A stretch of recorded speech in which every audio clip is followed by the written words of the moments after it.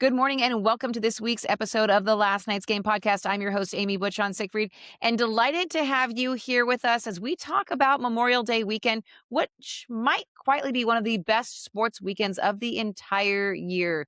You have these multi-million-dollar race cars going 230 miles an hour, tennis stars battling in Paris, and a hill in England where people willingly throw themselves down a mountain for cheese. And somehow it all feels very on brand for the official start of the summer. And joining me to talk all about the summer fun happening this Memorial Day weekend is my co-host, Scott. Scott, welcome to the podcast. Thank you for having me on. We're here to kick off summer with the fastest weekend of the year in sports. We've got playoffs, we've got basketball, we've got baseball, we've got every sport imaginable and every conversation starter you will need for your Memorial Day barbecue. While those dogs and burgers are on the grill, you'll have something to talk about and you won't have to speed out of a conversation. Oh, well done. Way to drop that in there.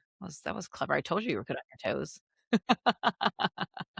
Yeah, it's one of those things that there are sports on nearly like all day, every day, Memorial Day weekend at our house Mhm. because there's something to watch, especially Sunday, which we'll talk about. But there is so much going on. You would think Memorial Day, like festivities, like the Indy 500 would be on Monday, but no, they're actually really smart. They do it on a Sunday, so then you can recuperate on a Monday with your BYOB cocktails at the Indy 500. So let's dive right into what this is. We have so much to talk about, and I want to make sure we stay close to our typical time range.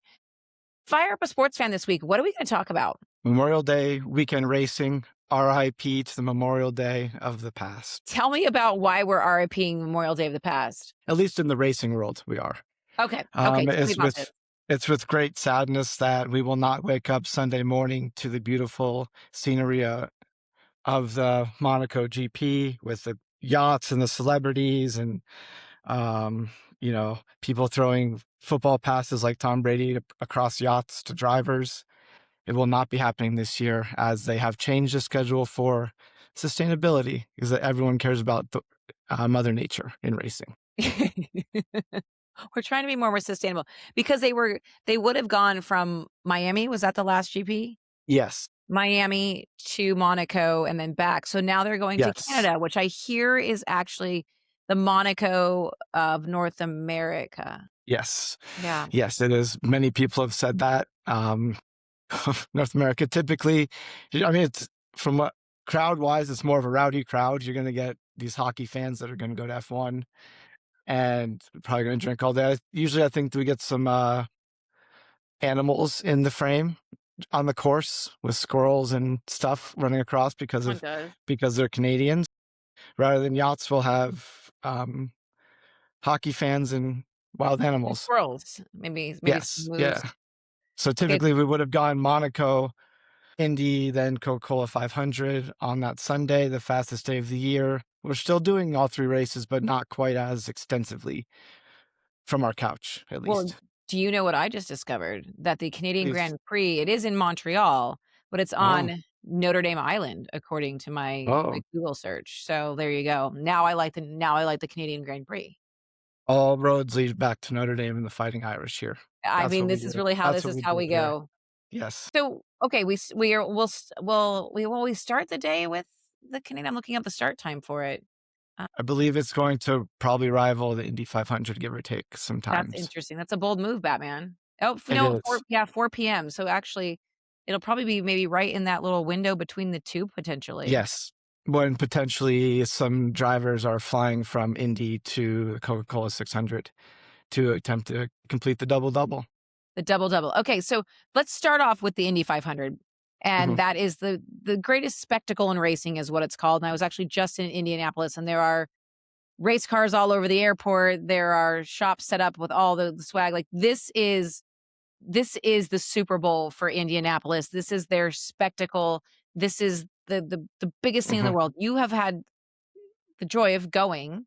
So I want to hear your insights to it, but it's the greatest spectacle in racing and it's happened for a really, really long time.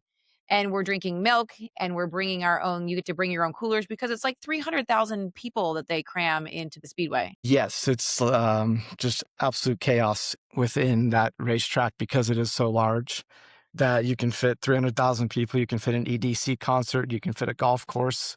You can fit all these things within that racetrack. And fun fact, it's actually going to be the 10-year anniversary of us going to the Indy 500 That's interesting. because we went to the Nice.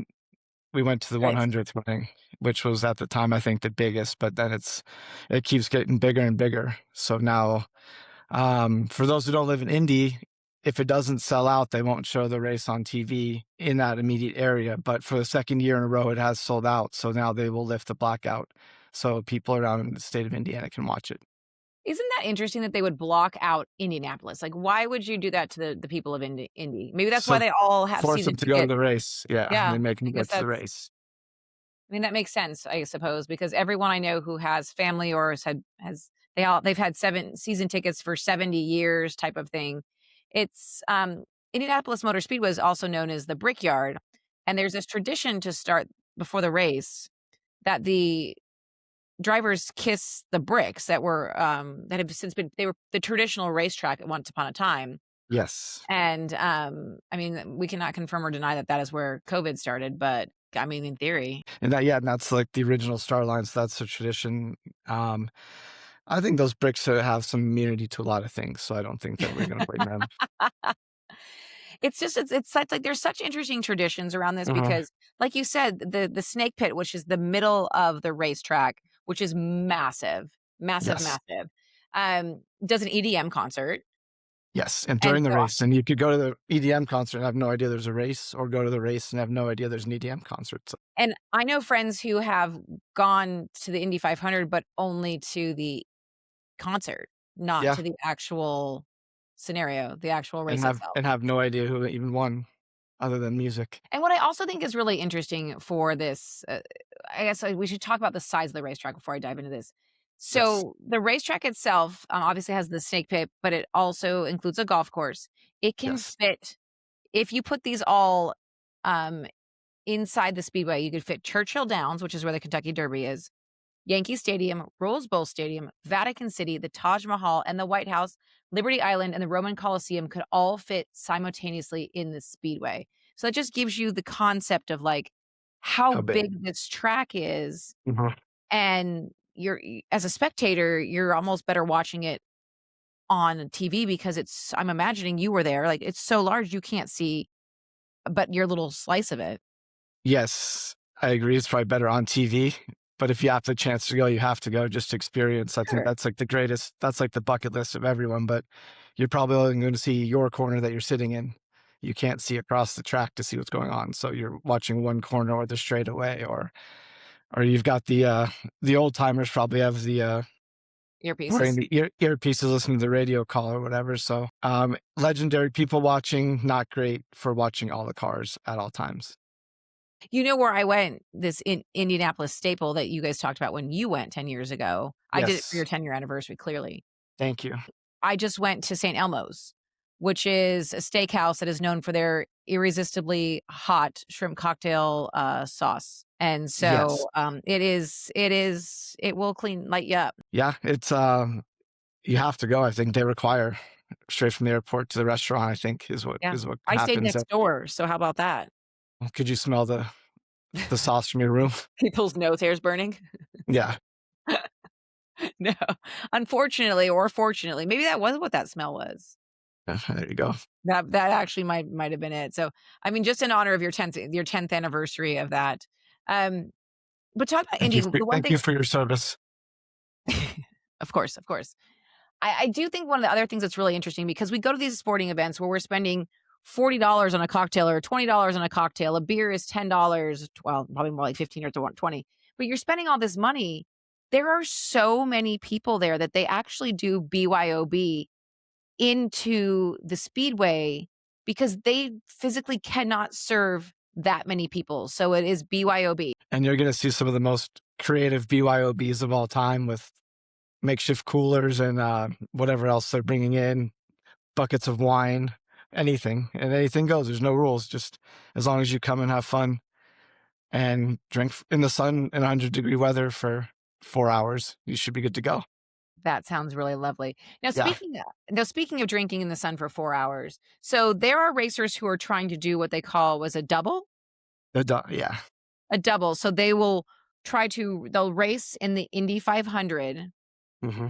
and then they go to the Coca-Cola 500, so talk to me about this double scenario. It's probably by far the most physically and mentally challenging thing you can do in sports. I mean, you can play a doubleheader in baseball, which is 18 innings, but you're sitting half the time. Here you're strapped to two basically rockets, and in one day you're trying to drive 1,100 miles on two different racetracks, traveling in between them. And it's been attempted by a few people. Most recently, Kyle Larson. He actually tried it twice, I believe, 2024 and I 2025. think so. 24 was rain because of Mother Nature. She was not supportive of the double, and he did not make the race. And then last year, I believe he crashed out in both races. He went through a lot of effort to get to both races. Because what do you, Indy 500, helicopter to the airport, fly to North Carolina, helicopter to the track, and jump in the car. I mean, and just That, imagine, like, we've talked about this before, like, the care that has to go for your body in that yes. private jet that you have to be on, that private jet that is taking you from airport to airport, the Mhm. hydration, the IVs, like, the stuff that you really have to think about. I looked at the weather, and it's, upper 70s in both locations with the Coca-Cola 600 looking like they might have some rain in the afternoon, but we're still far enough out, who knows at this point. Yeah. But, yeah, you just think about the care in your body. You're sitting in a car that I'm gonna call it 100 and probably 110 degrees the whole time, right? You're hot, you're Yeah. At sweating. least, They have nowhere to pee. well, I'm sure they you figure do, that but out. You do, you yeah. figure it out, Yeah. but it's one of those, like, you've gotta keep hydrating, like, all these things because you're so zapped, and the G-force and all the other things that you just, then you go into and get into another car. Yes. And two different cars, completely two different styles of racing, to just everything's different. It's like, I don't know, going from playing pickleball to playing tennis. Not, and I don't know. That's the Well, best they're analogy I could get similar right but now. different, Yeah. yeah. Yeah. That makes sense. And this year it's more notable because we have a woman trying to do it for the first time ever. So Catherine Legg is trying to do both. And I mean, that's for women, that's amazing that if she can do it, at least finish both races would be just a feat in its own. So she's really been a trailblazer in the Indy racing circuit, and now she's trying to jump in and do the Coca-Cola 600 Well, as and she's well. the first woman to even try it. Yes. Yes, there's only been a few women to ever do Indy 500 in the first place, so this is, like, monumental. So I would hope everyone's cheering for her to maybe she can get a little weather delay in the Coca-Cola 600 To and make it in time. And I just read that it's 1,100 miles of racing with basically no break. I do not wanna drive 1,100 miles in, like, No, a week, let alone in no. a day. Trying to think how far that is, like, in a regular car. Probably Oh, 2 to that's 3 awful. 4 days worth of Oh, I don't driving? oh, it sounds awful. No, thank you. I'm out. No, I mean, no. I'm out for multiple reasons, but that really was the nail in the coffin. And I mean, and she'll have the what is it, ELF Oh, the cosmetic brand, is that how you yeah, say it? I think it's S Elf. ELF, Yeah. ELF. I call it ELF in my house Oh, okay, when I no, use we it. need to So, buy but it. so Yeah. she'll be looking good going from race to race. Yeah, Elf Cosmetics has been a huge sponsor and supporter of hers, Yes. and so that's really cool. So, um, okay, let's move on. Let's race to the next one. Give me a go-to conversation starter when I am out and about Memorial Day weekend. Say "we" to the clay. Ooh, clay masks. Are we doing masks? Because I like that. Well, we could. You can sit on your couch and watch all this in clay mask We and get could. pedicures and manicures and whatever you want. This sounds But wonderful. unfortunately, for these athletes, they won't be able to do that because the French Open starts on Sunday, We have a which lot is going the on. second Sunday. You better buckle up. This is where you become like a, I don't know, all-star couch Mhm, potato. Like this is mhm. peak. If you can survive this, you'll be like black belt That's level right. There's gonna couch be a dent potato. in your couch, just like a little Yes. butt dent. Yes. So you and hopefully have a multi-view on your viewing options. Because if and because that'll start early with the time change and stuff, however Mhm. that works with time zones, we don't really understand those. But We don't yeah, do the math in French public. We do not do math in public unless we're talking spreads and over-unders, but we're not today. So, and it'll be hot on the clay in France. This is the second major of the year, the only one on clay. And I don't know, thinking about running around on clay for a few hours sounds awful. Yeah. So clay, part of the Grand Slam is the 4 major tournaments in tennis, and this is the only one in clay, which is very slippery. So you see a Yes. lot of sliding. This is where we played the Olympics last that wasn't last summer. I don't know, whenever 2024, I think, 2024. whenever that was. What year are we in? I don't know. But so you see a lot of slipping, sliding. They're all very dirty. Hmm. But Carlos Alcaraz, who is the defending champion on the men's side, he has withdrawn because of a wrist injury. So that really opens up that men's side.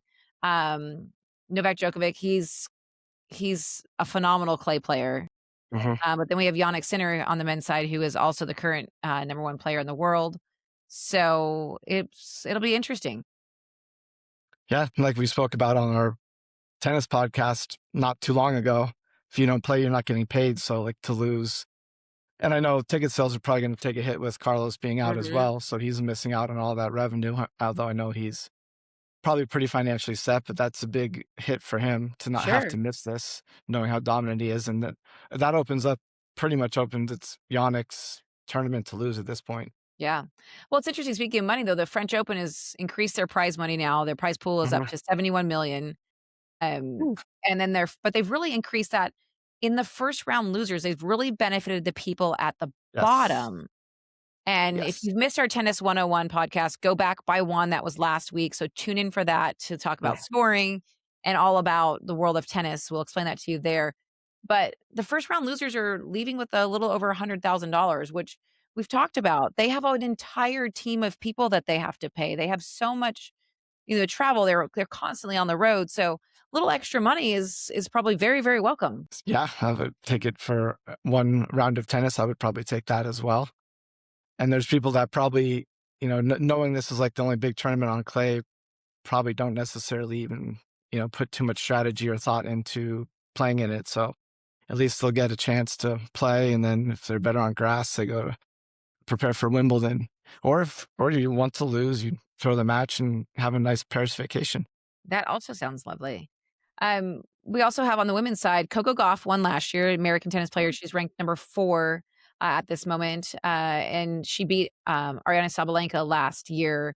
Hmm. But she's got some competition back again because Ariana's still at the top of the peak. But Coco's ranked 4th. But we also have Jess Pegula, Amanda. I always screw up her last name. I'm sorry, Amanda Anisimova. Dennis Smoley, yeah. Yep. All Americans ranked 4th, 5th, and 6th. So there could be some great tennis on the women's side that we'll really get to explore because they're all showing up to the French Open at this point, and so that should be a lot of fun. Yeah, and unlike men's where it's very top heavy, the women's, I mean, kind of anyone can win at any moment. And there's in this like American uprise with the women. So that's really cool to see that the Americans will be most likely represented very well Yeah.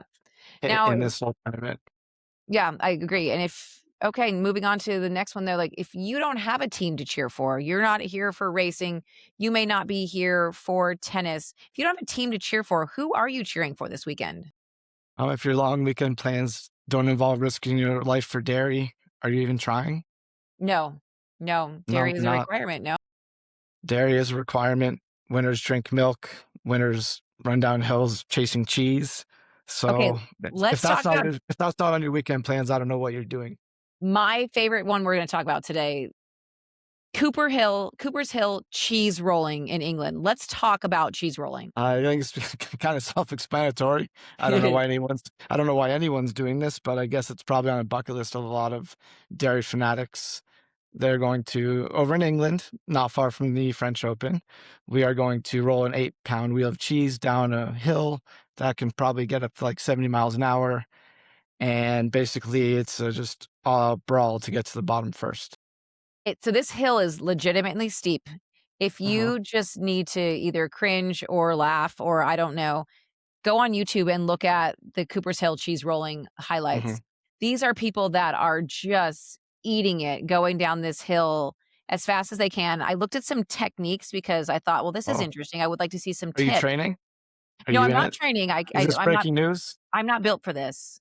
I Okay. also don't typically tend to eat a lot of cheese, so therefore, Okay. it'd really be disappointing if I got to the bottom to get a wheel of cheese that's covered in grass and dirt and other things, so, um, but you don't wanna run because if you run, the momentum's too fast. Think about this wheel of cheese is going 70 miles an hour, like, this is a steep hill. So, no running is the first line that I heard, like, that was, like, the notable. So, if you're there going to do the cheese race in front of a massive, massive crowd, don't run. Okay, Okay. this is just we're gonna start there.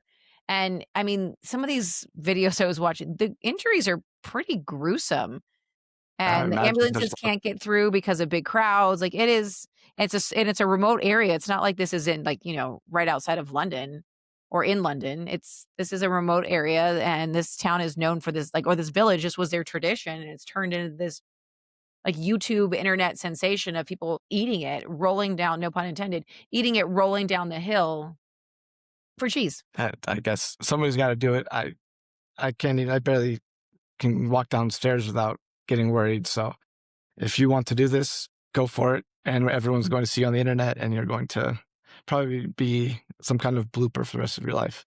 This is a true statement. But so we've got the cheese rolling, but what we didn't talk about in the Indy 500, since we're on the Hmm. dairy section of the podcast, Yes. is the Indy 500 celebration drink is not champagne or Gatorade or something like that. After racing a long race, you get a giant container of milk. Nothing sounds better than racing in a rocket for 500 laps and then downing a nice cold glass of milk. No offense, milk, but that just does not sound lovely. But the We like drivers, cows, we like farmers, but we don't like yeah, drinking milk after racing. yeah. So the tradition behind this, which I thought was really is always interesting to share, is this began like 1930s, 19 I think 36, with Lewis Myers, whose go-to drink after a win was a refreshing glass of Mm, milk, and it turned yep. into a marketing geniusness of a milk executive spotted it, and the rest is history. So the drivers can choose between whole 2% or skim milk for their celebratory drink, which typically they like drink a little of and then they dump the rest over their head. So also equally maybe as gross.